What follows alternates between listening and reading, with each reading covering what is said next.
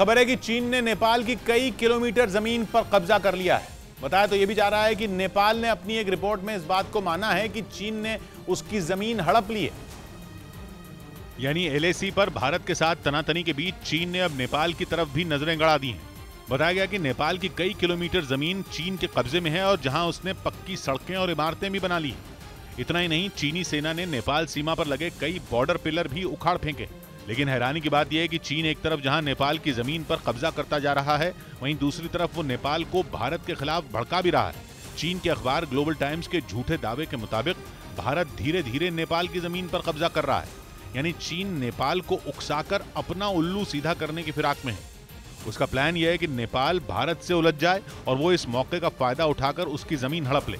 और ये बात दुनिया के सभी देश अच्छी तरह से जानते हैं कि चीन अपनी विस्तारवादी नीति के लिए किसी भी हद तक जा सकता है। इसी वजह से मौजूदा वक्त में चीन के कई देशों से खराब संबंध हैं। लेकिन चीन को इससे कोई फर्क नहीं पड़ता।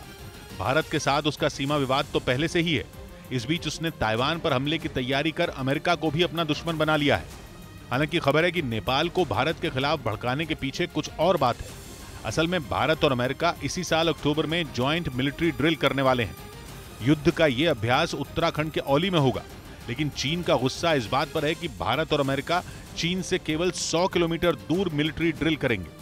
क्योंकि इससे पहले भारत और अमेरिका ने जितनी बार ज्वाइंट मिलिट्री ड्रिल की है वो चीन की सीमा से करीब 300 किलोमीटर दूर हुई थी। लेकिन इस बार ये दूरी घट गई है और इसी वजह से चीन बौखला गया है।